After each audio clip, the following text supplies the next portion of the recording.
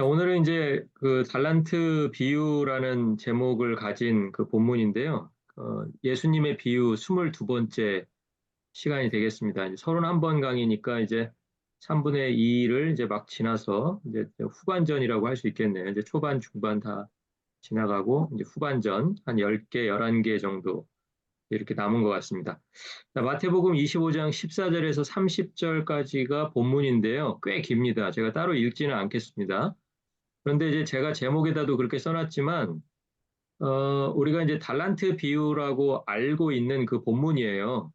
설교를 제가 뭐 들어본 본문이기도 하고, 저도 또 한 번은 아마 했을 거라고 생각이 드는데, 제가 그 제목 앞에다가 이렇게 괄호를 친 다음에 맡겨진 달란트의 비유 이렇게 써놨습니다. 제목을. 이게 저는 이제 나름대로 그 포인트가 굉장히 중요하다고 본 거예요. 그냥 달란트 비유라고 이해하는 것보다 그 달란트의 성질이 맡겨진 달란트 비유다. 이제 이렇게 이해를 하는 게 이 비유의 전체적인 이제 그 내용을 파악하는데 도움이 될 것 같아서 제가 이제 그렇게 써놨고요. 또 다른 제목 하나를 더 붙이자면 이것은 이제 달란트를 비유를 통해서 이제 뭔가 이렇게 쉽게 이야기를 알아들었지만 그 속에서 이야기하고자 하는 것은 뭔가 그거는 이제 자유에 대한 이야기를 지금 하고 있는 것 같이 그렇게 생각이 들어서 저는 이제 제목을 자유에 대한 이야기 이렇게 해놨습니다. 여러분 이제 제가 한동안 또 강조를 안 해드렸는데 비유 시작하면서 제가 이제 처음에 드린 말씀이 여러분이 강의를 끝마치고 나면은 항상 그 들었던 강의를 다시 한번 이렇게 리뷰하시면서 여러분의 제목을 한번 적어보시라라고 제가 부탁을 드렸던 기억이 나요. 그래서 이제 요 몇 주 동안에는 그 강조를 잘 안 했었는데, 여러분 요것도 마찬가지로 이제 오늘 강의 들으시면서 또 강의 들으신 후에 여러분들만의 제목을 꼭 한번 이렇게 만들어 보시라고 이렇게 권해드리고 싶습니다. 그러니까 왜 제가 거기다가 맡겨진 달란트 비유 굳이 이렇게 썼냐면 여러분 맡겨졌다라는 게 뭐예요? 맡겨졌다라는 게 누가 소유했냐라는 그 측면에서 생각을 해보면 맡겨졌다고 해서 소유가 바뀌지는 않죠. 그렇죠? 예, 그러니까 맡겨졌다는 것은 달란트의 위치가 뭐 주인에게 가 있건 종에게 가 있건 위치는 달라질 수 있지만 그 소유할 수 있는 권리, 그 소유권이라 그러죠, 우리가 소유권. 그 소유권에는 전혀 변동이 없을 때 우리가 그것을 맡겨졌다 이렇게 얘기합니다. 그렇죠? 예를 들어서 이제 제일 알아듣기 쉬운 설명이 아마 은행에다가 여러분이 돈을 디파짓 하시잖아요. 그죠?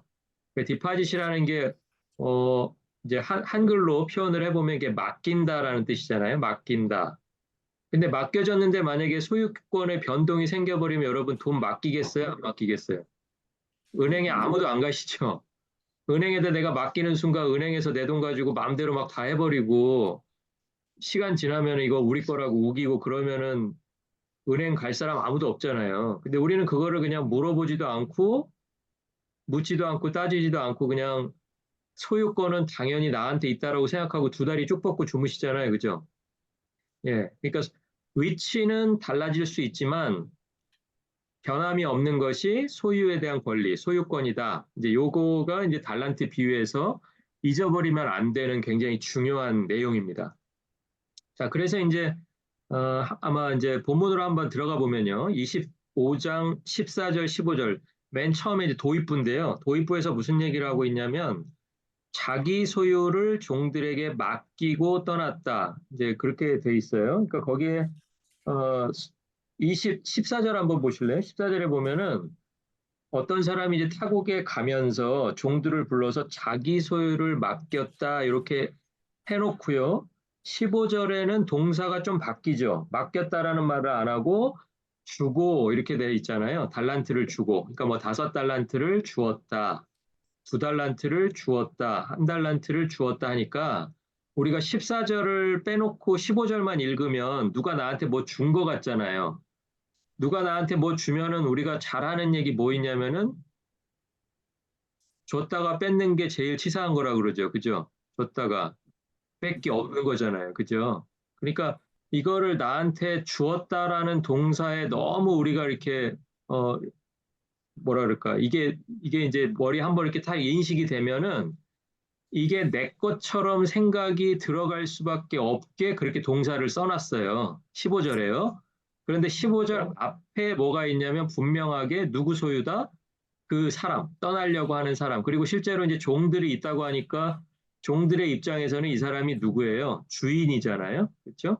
근데 소유는 분명히 주인에게 있고 이 사람이 맡긴 거니까 뒤에 5달란트를 맡겼건 2달란트를 맡겼건 소유권은 누구에게 있다?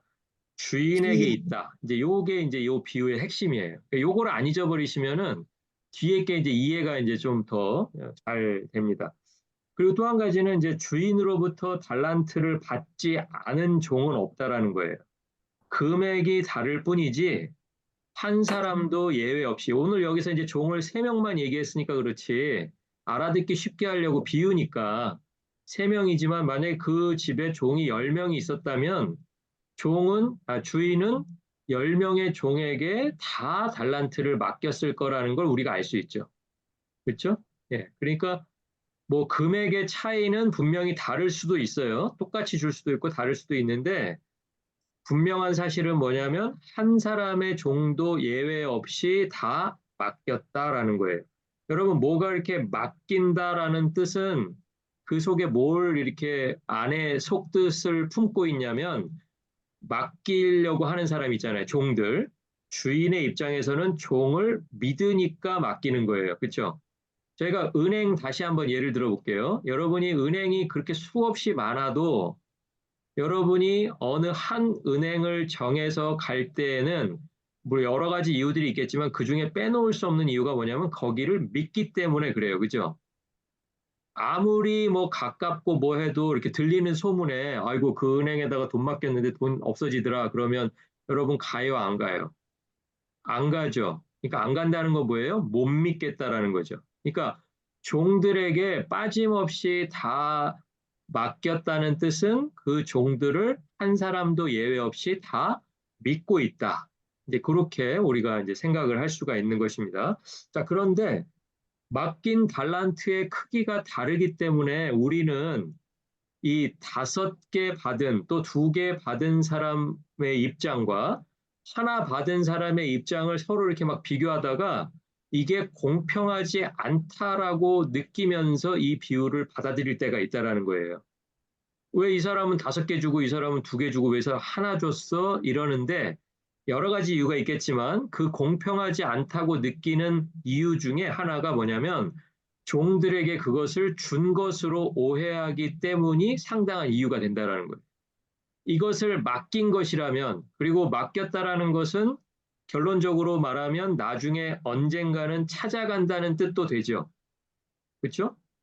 맡긴 것을 평생 계속 이 종들이 죽을 때까지 갖고 있으면 그게 소유로 착각할 수가 있잖아요. 그런데 오늘 성경에도 나오지만 일정한 시간이 지나고 나면 그게 다시 주인 앞에 이렇게 결산이 되면서 결국은 누구의 소유로 확인이 되는 거예요? 주인의 소유로. 그렇죠? 여러분이 마치 은행에다가 이렇게 돈을 어느 정도 갖고 있다가 아무 때나 원하실 때 여러분이 다 가져갈 권리가 여러분에게 있으시잖아요. 그렇죠? 그렇죠? 그거를 내가 내 마음대로 못 가져갈 것 같으면 그게 은행 돈이지 내 돈이 아니잖아요. 똑같은 거예요. 이게 종들에게도 맡겨진 금액이 왜 다를까? 아, 이거 좀 불공평하네. 이렇게 생각하는 이유 중에 하나가 아, 이게 주인 것이었지라고 생각하는 것을 깜빡 잊으면 우리가 그렇게 생각할 수 있다는 거예요. 이게 내가 소유하고 있는 거야. 이건 내 거야. 내가 내 마음대로 할 수 있는 거야라고 생각하면 왜 나를 좀 덜 줬지? 저 사람을 좀 더 많이 줬지? 이게 이제 불만스러워지기 시작한다는 거죠. 그때 우리가 뭘 생각해야 되냐면 이게 맡겨진 주인의 소유다. 종이 가지고 있을 수 있는 기간은 그냥 한정적인 것이고 언젠가는 주인이 나타나서 내가 맡긴 거 어디 있냐라고 이렇게 물어볼 수밖에 없는 상황이 있다라는 걸 생각해야 그때 오히려 덜 가지고 있는 게 덜 부담스러울 수도 있는 거고요. 그렇죠? 여러 가지 이제 우리가 고려해야 될 문제들이 있다라는 거예요. 그러니까 다시 결론으로 말씀드리면 시간이 얼마가 지나더라도 달란트가 종들의 소유가 되지는 않는다. 여러분, 요거를 이제 꼭 기억하시면서 요 비유를 이제 한번 들어가 보겠습니다. 자, 오늘 달란트라고 하는 이 금액이 얼마나 대체 되는 금액인가? 여러분, 궁금하시죠? 아시는 분도 있겠지만은 달란트가 한 6천 데나리온 정도 됩니다. 6천 데나리온. 그러니까 6천이라는 숫자는 이제 너무 크기 때문에 여러분이 이제 실감하실 수 있는 숫자로 좀 바꿔드리면 1년에 이제 365일이 있잖아요. 근데 우리가 뭐 매일 일할 수가 없죠. 가끔가다 한 번씩 쉬어야죠. 적어도 일주일에 한 번. 일주일에 한 번 정도, 뭐 한 번, 두 번 정도 쉰다고 생각하면 많이 일하면 1년에 한 300번 정도 일할 수 있을 거예요. 그렇죠? 그러면 300번 동안 매일 나가서 한 데나리온씩 받고 1년 내내 일하면 그 사람이 300 데나리온을 받을 수가 있어요. 그게 이제 하루하루 걸어서 일하는 그런 노동자들의 월급에 해당합니다. 일용직의 이제 그 임금에 해당하는 거죠. 그럼 이제 1년 동안 벌 수 있는 게 300 데나리온. 그러니까 한 달란트가 아까 얼마라 그랬어요? 6천 데나리온이라 그랬죠. 그러니까 6천 데나리온이니까 이건 몇 년 동안 중간에 20년. 아파도 안 되고 쉬어도 안 되고 휴가도 가면 안 되고 몇 년이에요? 20년 동안. 얼마가요? 한 달란트가. 그러니까 제일 작은 한 달란트가 20년치 월급에 해당하는 그런 돈이라면 두 달란트는 얼마예요 또? 두 40년. 달란트는 40년이고 다섯 달란트는요? 100년이잖아요, 100년. 그렇잖아요. 예, 그러니까 어마어마한 금액을 맡긴 거예요. 그러니까 이거는 뭐 이렇게 왜 나를 5개 주고, 나는 2개 주고, 쟤는 5개 줘, 뭐 이런 걸 따질 정도가 아니라 이 2개만 해도, 하나만 해도 그게 20년, 20년치 품삯에 해당한다. 이제 이 정도의 큰 금액이라는 거예요. 그러니까 오히려 우리는 2개를 받고 5개를 받고 그 차이에 주목하기보다는 야, 주인이 어떤 주인이기에 자기가 자리를 비우면서 자기 종들한테 20년치 품삯에 해당하는 금액, 아니면 어떤 사람에게는 100년치 품삯에 해당하는 금액을 맡길 정도의 주인인가, 이걸 더 궁금해 해야 된다는 거죠. 그러니까 이제 아까 제가 처음에 말씀드렸지만, 이렇게 맡겼다라는 것은 종들을 그만큼 믿었는데, 이 금액으로 생각해 보면 종들을 어지간히 믿어가지고 이렇게 할 수가 없다라는 거예요. 종들을 그냥 완전히 믿어버린 거예요. 마치 이제 나중에 뒤에 나오지만 아들같이 믿지 않으면 이렇게 할 수가 없는 거예요. 예, 주인인데 주인과 종의 관계인데 나중에는 이제 주인의 잔치에 기쁨에 참여하라 이렇게 이런 말이 나오거든요. 제가 이제 그거 설명드릴 때 다시 하겠지만 주인이 종을 믿는 정도가 우리가 상상하는 그 상상을 뛰어넘는다. 그러니까 어지간히 이 녀석 일 좀 잘하네, 요 정도 맡겨도 되겠네, 그 정도 수준이 아니라는 거예요. 그냥 미니멈 20년, 어떤 사람은 40년, 100년에 해당하는 그런 품삯을 그냥 아무 전후 조건 없이 그냥 턱 맡기고 떠날 수 있는 그 정도의 믿음이 주인에게 있었다. 요게 이제 또 이 비유의 이제 한 포인트가 되겠습니다. 자, 그리고 이제 또 한 가지는 불공평하다고 생각하시는 분들에게 한 가지 이제 성경이 더 이유를 설명을 해줘요. 그게 뭐냐면 25장 15절에 나오는데요. 각각 그들의 재능대로 달란트를 주고 떠났다라는 거예요. 그러니까 종들을 누구보다도 잘 알고 있는 사람이 누구냐면 주인이에요. 그러니까 왜 5개를 주고 왜 2개를 주고 왜 하나를 줬는지 다른 사람들은 잘 이유를 알 수 없지만 누가 안다는 거예요? 주인. 예, 종들을 제일 잘 알고 있는 주인은 그 이유에 대해서 분명한 이유가 있는 거예요. 그냥 어떻게 하다 보니까 얘는 5개 주고 남은 게 3개뿐이어서 2개 하나 이렇게 준 게 아니고 처음부터 떠나기 전부터 계획을 그렇게 세우고 철저하게 그 사람의 재능에 따라서 그것을 분배를 했다. 이제 이렇게 성경이 설명하고 있습니다. 주인의 목적은 맡기는 목적은 뭐냐면 두 가지예요. 한 가지는 우리가 일반적으로 생각하는 듯이 자기 재산을 누군가에게 맡겼을 때 일반적으로 기대하는 상황은 뭐냐면 자기 재산이 잘 지켜지는 걸 원하겠죠. 그렇지 않나요? 다시 그렇죠. 은행 얘기로 돌아가서 우리들이 은행에다가 돈을 넣는 이유는 내가 개인적으로 가지고 있는 것보다 그것이 더 안전하게 잘 지켜질 거라는 믿음이 조금이라도 더 있어야 그렇게 하죠. 네. 만약에 내가 가지고 있는 게 조금이라도 더 안전하다면 우린 다 내가 갖고 있을 거예요. 그렇죠? 근데 대부분은 그렇게 하지 않는 이유는 뭐냐면 은행에다가 갖다 넣어도 안전하기 때문에 지켜질 거라는 그것이 보존이 될 거라는 생각을 하기 때문에 그렇게 하는 거거든요. 똑같아요. 주인도 자기 재산을 종들에게 맡긴 이유는 그 재산이 보존이 되고 또 올바른 곳에 사용되어서 또 가능하다면 그 재산이 증가되는 것을 원할 거예요. 그렇죠?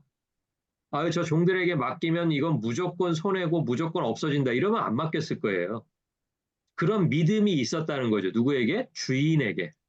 자, 그런데 그런 믿음만 있었던 것이 아니라 한 가지가 더 있었어요. 한 가지가 더 뭐냐면 각각 그들의 재능대로라고 했으니까 아, 이 달란트를 저 사람에게 맡기면 저 종이 뭐를 사용할 거라는 거를 기대하는 거예요.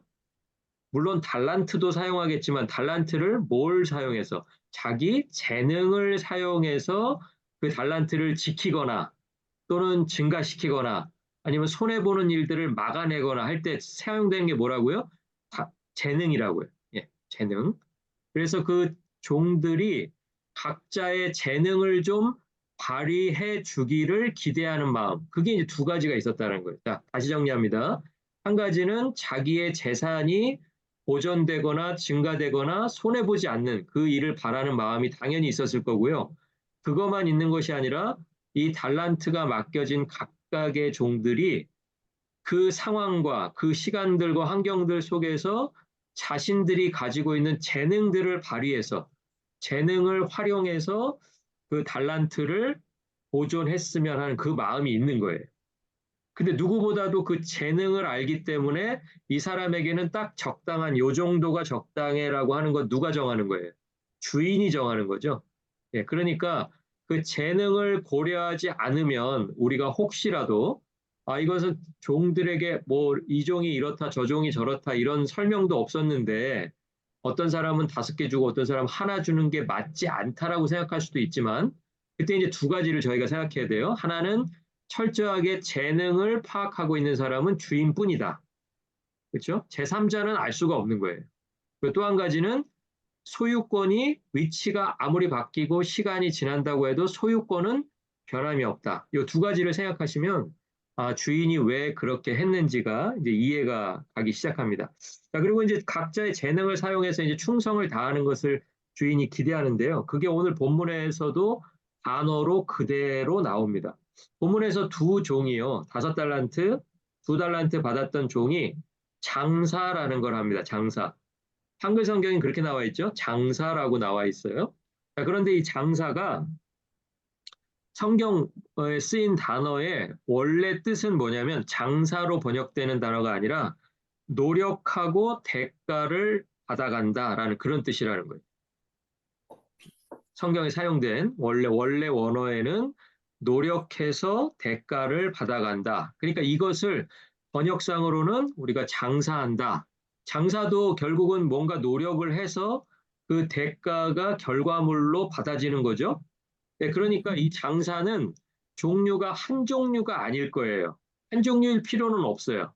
무엇이 되었든 자기의 재능을 발휘해서 노력을 하고 그 노력에 대한 대가를 얻어가는 일이면 그게 무엇이든 가능하다라는 걸 우리가 알 수가 있다라는 거예요. 그러니까 주인이 주고 떠난 달란트를 지키는 방법은 꼭 한 가지 방법이 아니라는 거예요. 이 종은 이런 재능으로 이런 모습으로 저 종은 저런 재능을 가지고 저런 모습으로 그 달란트를 지키고 보존하고 늘릴 수 있다. 이것을 우리가 성경을 통해서 기억을 해야 되는 것입니다. 그러니까 우리들이 살아가면서 하나님이 우리들에게 주신 달란트가 다 똑같지 않듯이 그 달란트를 지키고 보존하는 방법도 똑같지가 않아요. 그죠? 예, 어떤 사람이 이렇게 했다고 해서 다 그것을 따라가는 게 아니에요. 근데 오늘 성경 본문에는 그것을 장사라고 하는 단어로 나타냈는데 그 장사의 속뜻은 뭐냐면 노력해서 대가를 얻어간다, 얻는다라는 그런 의미라는 거예요. 그런데 어떤 종은 주인이 기대했던 것처럼 재능을 쓰지도 않고 노력해서 대가를 얻어가지도 않았던 종이 한 명 있었다는 거죠. 그래서 이제 그 종은 어떻게 했느냐? 그냥 땅에다가 이제 묻어놓고 그냥 시간을 보내버립니다. 우리는 이제 주인이 준 것을 가지고 살아가는 사람들이다. 이제 요게 이제 달란트 비유의 핵심인 거예요. 그리고 주인이 준 것을 가지고 살아가면서 우리도 뭔가를 행하는 것, 무언가를 노력하는 것, 그것이 반드시 우리들에게 필요하다. 그 이야기를 오늘 달란트 비유가 우리에게 해주고 있습니다. 자, 그럼 이제 두 종은 비슷한 결정을 했는데 이 마지막 세 번째 종이 문제죠. 이 세 번째 종이 어떻게 하냐면 18절에 보니까 가서 땅을 파고 감추어 둡니다.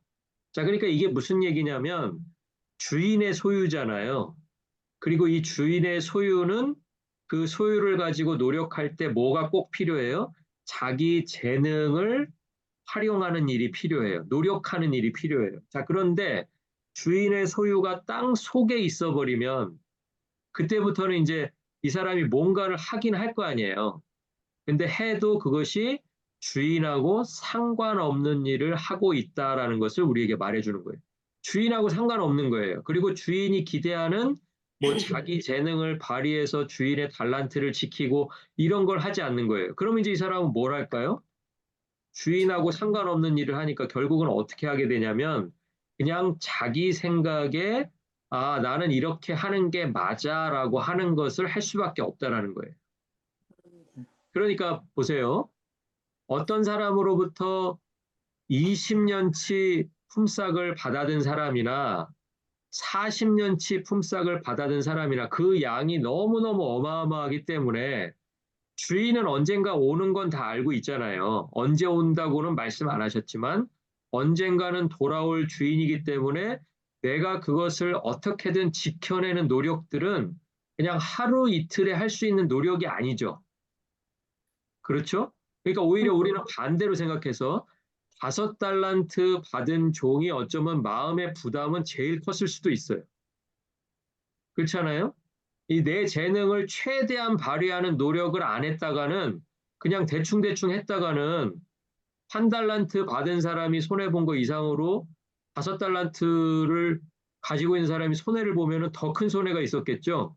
그렇죠? 그러니까 어쩌면 많이 맡겨진 사람은 엄청난 부담감을 가졌을지 몰라요. 그러니까 자기 재능을 사용해서 노력하지 않아서는 이걸 지킬 수가 없는 것을 주인이 알고 있었던 거예요.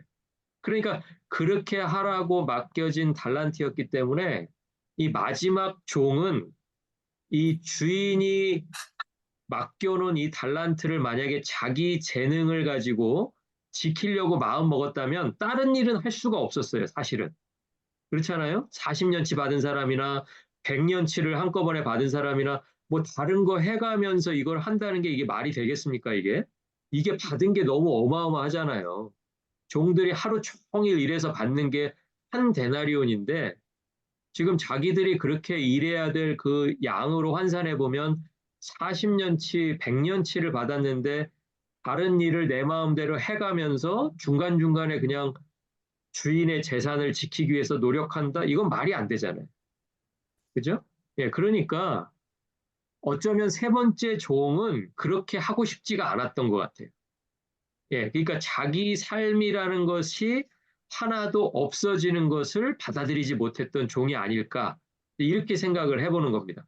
자, 그래서 이제 이 종은 땅에다 딱 파묻고 나니까 그다음부터는 내가 사용하는 시간이나 내가 사용하는 재능은 이제 주인의 재산 지키는 거하고는 아무 상관이 없어요. 그다음부터는 뭐예요? 그냥 주인 없는 종이 주인이 올 때까지 시간을 자기 원하는 방식으로 자기 원하는 곳에서 보냈다. 이렇게밖에 볼 수가 없는 거예요. 왜냐하면 달란트를 땅에다 묻어버리는 순간에 자기는 아무런 부담이 없잖아요. 자기를 매일매일 무엇인가를 지시할 주인이 일단 없잖아요. 그리고 주인으로부터 받은 그 달란트도 지금 땅속에 묻히고 없어요. 그러니까 그런 사람이 내릴 수 있는 결정은 뭐밖에 없겠느냐. 결국은 자기 마음대로 자기 하고 싶은 결정들을 내려가면서 주인이 올 때까지 그렇게 시간을 보낼 수밖에 없다. 그렇게 우리가 결론을 내리는 것입니다.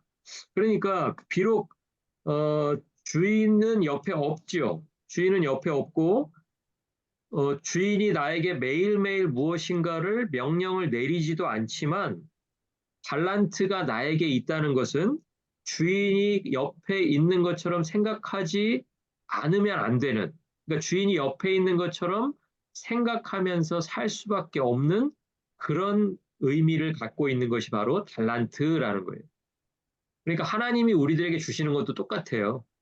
우리들에게 뭐 은사를 주시든 뭐 시간을 주시든 물질을 주시든 우리들이 하나님의 것으로 알고 하나님을 위해서 사용하려고 하면 그것이 큰 부담감으로 다가옵니다. 그러니까 어떻게 하는 거예요? 이것을 그냥 자기 은사나 자기 재능이나 이런 것들을 다 그냥 무시한 채 내가 하고 싶은 대로 그냥 가고자 하는 사람들이 반드시 있다라는 거예요. 왜냐하면 이게 은사라는 것이 받으면 되게 좋은 것 같지만 받아서 결국 목적은 뭐예요? 주인의 것이니까 결국은 주인을 위해서 내가 그것을 지키고 보존하고 늘려나갈 수밖에 없는 거잖아요. 그러려면 내 재능을 거기다가 다 쏟아 부어야 되거든요. 그런데 이 쏟아 붓는 것은 다른 일을 못하게 된다라는 뜻이기도 해요. 특별히 어떤 일? 내가 하고 싶었던 일. 예, 내가 원하는 일, 그것을 할 기회들이 없어진다는 뜻이기도 하기 때문에 그것을 하고 싶은 사람들에게는 이 은사를 받았다는 사실이 받았을 때는 기분이 좋지만 받아서 하나님을 위해서 사용하는 것은 또 다른 부담감이라는 거예요. 그것을 이제 이 달란트 비유가 우리에게 오늘 보여주고 있는 것입니다. 자, 그러니까 이제 떠나야 하는 주인의 입장에서 본다면 언젠가는 오실 거잖아요. 그렇죠? 예수님이 우리에게 약속해 주신 것처럼 언젠가는 오실 건데 그 오실 때까지 종들이 자기와의 관계 안에 있기를 원하는 마음이 주인에게 있는 거예요. 그렇기 때문에 우리들에게 달란트를 맡겨주신다. 이런 비유가 오늘 달란트 비유가 되겠습니다. 자, 그래서 땅을 파고 이제 감추어둔 종은 주인을 잊고 자기 방식으로 살아갈 수밖에 없습니다. 자, 그런데 이제 중요한 건 뭐예요? 시간이 지나면 어느 순간이 와요? 주인이 와버리죠. 예, 주인이 와버리면 그때부터는 이제 막 빨리빨리 진행이 되는 거예요. 앞에는 이제 세월이 얼마나 흘렀는지 모르지만 그동안에는 뭐 내가 하고 싶은 거 해도 시간에 여유가 있을 것 같고 내가 열심히 안 하다가도 또 좀 뭐 정신 차려가지고 또 조금 열심히 할 수 있는 기회가 또 올 것도 같고 막 이러다가도 주인이 이제 와버리고 나면 그 다음서부터는 이제 막 결산으로 가는 거예요. 자, 그래서 그때가 되면 딱 두 개로 나눠지는데요. 하나는 착하고 충성된 종. 그러니까 누구죠? 5달란트, 2달란트 받아서 자기 재능을 충분히 다 사용해서 주인의 달란트를 지키고 늘리려고 애를 썼던 그 종들. 그게 이제 성경에는 장사라고 표현이 됐지만 장사의 속뜻은 노력하고 대가를 얻었다라는 뜻인 거예요. 자, 그런 사람이든지 아니면 그렇게 안 했다라는 쪽에서 악하고 게으른 종. 그런데 참 평가를 보세요. 이 사람이 무슨 나쁜 짓을 해서 악한 게 아니고요. 잘 보시면 주인하고 관계가 끊어지면 우리가 성경은 그것을 악하다고 해요. 세상은요, 나쁜 짓을 해야 악하다고 하잖아요. 그죠? 그러니까 이 종에게 분명히 변명거리가 있었을 거예요. 나 주인 없는 동안에 나 그렇게 뭐 불성실하게 악한 일 하면서 그렇게 산 것 같지 않은데 나한테 악한 종이라고 이렇게 할 수가 있다는 거예요. 그런데 다시 한번 말씀드리지만 악한 것은 그 사람이 나쁜 짓을 해서 악한 게 아니고요. 주인이 원하는 그 달란트 안에서 주인과의 관계가 유지가 되었어야 되는데 주인하고 관계가 끊어진 사람들을 성경은 악한 사람이다, 게으른 사람이다, 이 사람이 무슨 일을 했는지 모르지만 땅에다 묻은 거 그거 하나잖아요. 근데 그걸 가지고 우리들이 이 사람이 뭐 성격이 게으르다 뭐다 이렇게 말하는 것이 아니라 자기의 재능을 주인의 소유를 위해서 사용하지 않은 사람들은 누구든 다 악하고 게으른 종이다. 이렇게 이제 평가를 내리고 있다라는 사실이 중요합니다. 그러니까 종들이 살아온 시간이 딱 두 가지로 구분이 되는 거예요. 그러니까 여기서 우리가 비유 설명할 때 제가 몇 번 설명을 드렸지만 중간이 없죠? 네, 중간이 없어요. 착하든지 악하든지 충성되든지 게으르든지 충성 쪽으로 좀 가깝다 이런 표현은 없다는 거예요. 예, 게으르지는 않지만 뭐 어떻다 이런 표현은 없다는 거예요. 충성되면 충성되고 게으르면 게으르고 착하면 착하고 악하면 악하고 이 두 가지밖에 없어요. 그러니까 우리도 우리가 할 수 있는 선택이 두 가지밖에 없다고 봐야 되겠죠. 그렇죠? 나의 재능을 주인의 소유를 위해서 100% 사용하든지 사용하지 않든지 그것만 있는 거지. 뭐 찔끔 사용하고 또 일부는 남겨뒀다가 나를 위해서 쓰고 이런 건 없다는 거예요. 제가 아까 그래서 20년, 40년, 100년 이야기를 드린 거예요. 주인이 돌아올 기간 동안에 100년어치를 내가 관리하면서 그걸 지켜내려고 하면 다른 건 할 수가 없다라는 거예요. 주인의 소유만을 위해서 나를 사용하든지 그렇지 않든지 이렇게 두 가지밖에 없다. 요 점을 우리가 기억을 해야 되는 것입니다. 자, 이제 뒷페이지 한번 넘겨보시면요. 내 주인의 즐거움에 참여할지어다 이렇게 말해요. 누구에게요? 착하고 충성된 종에게. 여러분, 근데 보면은 종이잖아요. 우리 그 신약 성경에도 보면 그런 말이 나옵니다. 이제 바울 사도가 이제 그런 얘기를 했는데요. 열심히 일하고 충성스럽게 일했다 그래서 그 종들에게 밥 먹을 권리가 생기나요? 주인의 상에서 같이 밥 먹을 권리가 생기나요? 그렇지 않죠. 예, 열심히 일한 것은 그냥 종이니까 당연한 거예요. 그렇죠? 그래서 항상 열심히 일하고 나서도 종은 종 스스로를 뭐라고 부른다고요? 나는 무익한 종이다. 이렇게 부른다고 그러잖아요. 예. 그러니까 종은 원래 그래요. 근데 자, 오늘 보시면 내 주인의 즐거움에 참여할지어다. 이렇게 말하잖아요. 일반적인 종은요, 주인의 즐거움에 참여할 일이 없어요. 주인이 즐거울 일이 있으면 그 또 즐거운 자리를 위해서 또 무엇인가 일을 하는 사람이 종이에요. 맞죠? 주인이 식사 자리에 손님을 다 많이 불렀는데 아, 수고했으니까 종들도 다 같이 앉아서 먹지 이런 종은 없다라는 거예요. 성경에서 그런 종은 없다라는 거예요. 자, 그러면 이 주인이 진짜 원하는 게 뭐냐? 종을 이제부터는 종으로 대하지 않겠다라는 선언이 바로 뭐냐면 내 주인의 즐거움에 참여할지어다 이 말인 거예요. 아까 제가 처음에 한번 그 말씀 드렸을 거예요. 종이 성실하다고 해서 이렇게 자기 재산을, 자기 소유를 20년어치, 뭐 40년, 100년씩 이렇게 맡기는 주인은 없어요. 그렇죠. 그런데 그것을 맡겼다라는 것은 이 종들을 믿어버리는 거예요. 어느 정도로 믿냐면 자기 아들같이 믿는 거예요. 그러니까 이제는 그것을 단순히 달란트를 맡긴 것으로 아들같이 믿는구나. 그 차원을 더 뛰어넘으셔가지고 이제 돌아와서는 자기의 기대가 만족이 됐잖아요. 내가 믿었더니 그 사람이 딱 자기 믿은 대로 했잖아요. 그러니까 이제 더 이상 종을 종처럼 대우하지 않으시겠다는 거예요. 그러니까 잔치에 즐거움에 참여할 수 있는 사람은 누가 참여해요? 아들이 참여하는 거죠. 그렇죠? 가족이 참여하는 거죠. 그러니까 이제는 이 종들을 종으로 대우하지 않고 뭐처럼 대우하겠다? 아들처럼 대우하겠다라는 것이 그 비유 속에 들어가 있다라는 거예요. 이 종들이 그걸 알았을까요? 몰랐죠. 아, 그걸 알았으면은 마지막 한 달란트 받은 종이 그 땅에 묻었겠어요? 돌아오셔가지고 내가 이거 열심히 하고 있으면 나를 이제 아들처럼 대우해 주시겠지. 이거 약속받았으면 그렇게 할 사람이 어디 있어요? 이걸 모르고 있었는데도 하는 종들에게 그 아들의 복이 돌아갔다는, 그 잔치에 참여하는 복이 돌아갔다는 거예요.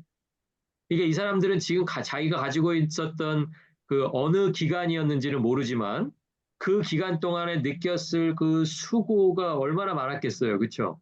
그 종의 그러니까 주인의 소유를 잃어버리지 않기 위해서, 손해보지 않기 위해서, 때로는 그것을 조금이라도 증가시키기 위해서 얼마나 애를 썼겠냐고요. 그렇죠? 그리고 또 부담감은 또 얼마나 컸을 거예요. 그렇죠? 내가 만약 이걸 잃어버린 순간에 주인이 와버리면 어떡하지? 그런데 그런 수고와 그런 부담이 그냥 모든 것이 다 한순간에 보상받는 그 시점, 그게 언제냐면 주인이 돌아왔을 때의 그 시점이라는 거예요. 어쩌면 주인은 떠나면서부터 그 상상을 하고 있었는지 몰라요. 세 명에게 주면서 이 세 명이 됐든 네 명이 됐든 열 명이 됐든 이 종들에게 맡겨진 달란트를 통해서 재능을 다 사용해서 내 소유를 지키려고 애썼던 그 종들에게 내가 돌아와서부터는 이제부터는 내 아들로 대해줘야지, 아들처럼 대해줘야지, 그렇게 결심했을지 몰라요. 근데 종들은 몰랐다는 거예요. 그런데 우리가 비유를 듣는 장점은 뭐예요? 우리는 알잖아요, 이제는. 그죠? 이 이야기 속의 종들은 몰랐다고 할지라도 하나님이 우리들에게 맡겨주신 것을 사용할 때 내가 어떤 마음으로 해야 되고 또 이것을 주님이 돌아와 오셨을 때 어떤 형태로 결산하실 거라는 걸 이미 보여주셨잖아요. 그러니까 우리는 이 종들에 비해서 선택이 너무 수월하지 않아요? 그죠? 아니, 이렇게 이야기를 다 해주는데도 그래도 가서 땅에다 파묻고 내가 하고 싶은 대로 하고 이러기는 좀 어렵지 않나요? 그죠?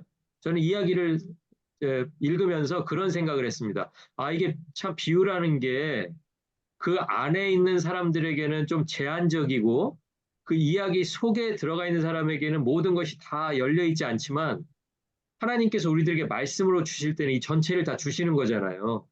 이 이야기를 통해서 우리에게 어떻게 하라는 거예요? 우리에게.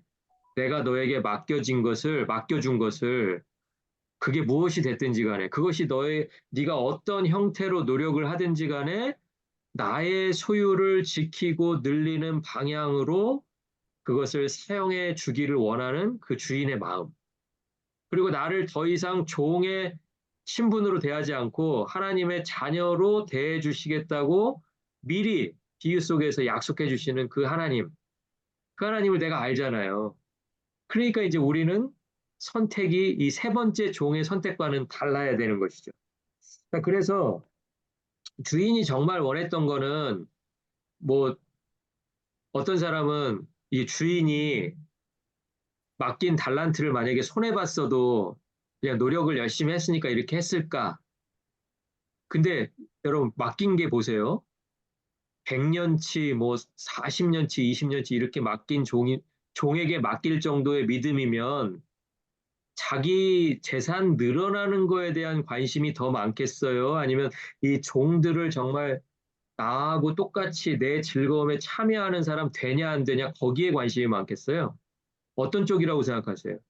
자기 재산 늘어나고 줄어들고 이거에 대한 관심이 아니라 한 명의 종이라도 더 이 주인과 똑같은 마음으로 즐거워하고 그 즐거움에 참여하는 그거를 주인은 원하고 있었다라는 거예요. 그러니까 우리에게 주어진 자유, 땅에다 파묻을 자유도 우리에게 있고요. 좀 힘들긴 하지만 내가 이것에 노력을 100% 기울여 봐야지 하는 선택의 자유도 나에게 있는 거예요. 그렇죠?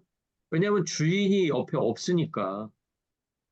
눈에 보이는 주인이 옆에 없으니까 그 선택은 내가 내리는 거예요. 근데 그 자유를 어떻게 사용하느냐에 따라서 마지막에는 주인의 기쁨을 내가 함께 누릴 수도 있고 또 그렇지 못하게 되기도 한다라는 것이 오늘 달란트 비유의 이제 결론입니다. 이제 세 번째 종이 어떻게 됐나를 좀 살펴보면 지금까지도 종은 자기의 시간과 노력을 주인과 상관없이 사용하면서 살아왔어요. 그렇죠? 주인이 오는 순간까지 그렇게 살았잖아요. 그런데 주인이 오고 나서는 이제 그것을 공식화 시켜버립니다. 어떤 식으로요? 맨 마지막에 보면 30절에 보시면 이제 이렇게 정리가 되어 있어요. 29절부터 볼게요. 무릇 있는 자는 받아 풍족하게 되고 없는 자는 그 있는 것까지 빼앗기리라. 그러니까 단지 재물만 빼앗기는 것이 아니라 주인의 기쁨에 참여할 기회 자체를 빼앗아 버리는 거예요. 그리고 30절에 이렇게 돼 있죠. 이 무익한 종을 바깥 어두운 데로 내쫓으라. 근데 여기서 바깥 어두운 곳이 어디겠어요? 지금까지 주인과 단절되어서 살아온 것을 공식화 시켜버리는 거예요. 지금까지 살아오는 시간 동안에는 주인이 돌아오기 전에는 그래도 돌이킬 수 있는 기회가 있었다고 봐야 되겠죠.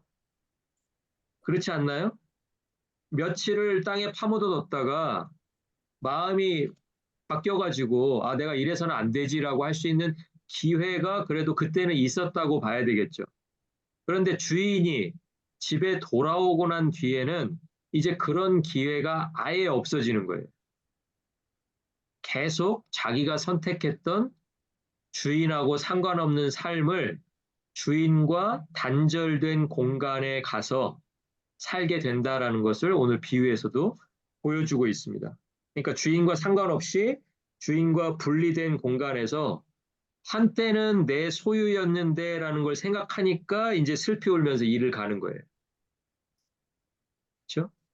그러니까 주인을 계속 탓하게 되는 거예요. 왜 주인은 나에게 그걸 맡겼으며, 왜 주인은 나에게 그것을 맡기고 떠났으며, 또 옆에 있었으면 종이 계속 지시는 들었을 거 아니에요? 그렇죠? 근데 주인은 자유를 주고 싶었던 거예요. 자유를. 자유롭게 선택해서 자기의 자유가 아니라 주인을 위한 자유를 선택하기를 원했던 거예요. 그런데 그걸 선택하지 않은 결과는 결국은 주인과 관계없는 삶을 앞으로 영원히 어두운 곳에서 슬피 울면서 이를 갈면서 살아가게 된다. 이것을 오늘 이제 비유가 마지막 장면으로 보여주고 있습니다. 그래서 이제 마지막에 제가 질문을 이제 한 두 개만 정리해 봤는데요. 먼저 첫 번째는 하나님이 주신 자유를 우리가 어떻게 사용하고 있나. 하나님이 우리에게 자유를 주셨죠? 선택할 수 있는 자유. 그러니까 내가 하고 싶은 것을 선택할 자유도 저에게 있고요. 그리고 내가 나의 재능을 활용해서 하나님의 소유를 지키고 증가시키겠다라고 하는 자유도 결국은 저에게 있어요. 그럼 우리가 이제 그 두 방향 중에서 하나밖에 할 수가 없다는 거예요. 반반은 안 돼요. 왜냐하면 하나님이 주신 게 너무 크기 때문에. 이것을 내 생을 전체를 다 들여서 그 하나님의 주신 달란트를 지키든지 아니면 그것을 내 삶에서 치워버리고 내가 하고 싶었던 일들을 하는데 내 노력을 기울이든지 이 둘 중에 하나밖에는 못하는 거예요. 그런데 만약에 주인이 반드시 돌아온다는 사실을 기억한다면 아니면 반대로 제가 질문에는 그렇게 써놨지만 주인이 반드시 돌아온다는 사실을 잊으면 그때 이제 우리가 어떻게 생각하기가 쉬울까요? 자기가 갖고 있는 것은 이건 내 거다라고 생각하겠죠. 그렇죠? 그럼 우리가 악하고 게으른 종이 했던 그런 선택을 우리도 내릴 수 있다는 그런 두려움을 가지고 우리가 살아가야 된다는 것이 바로 이 비유가 주는 교훈이라고 할 수가 있겠습니다. 여러분 한번 이 달란트 비유 다시 한번 여러분이 노트 보시면서요.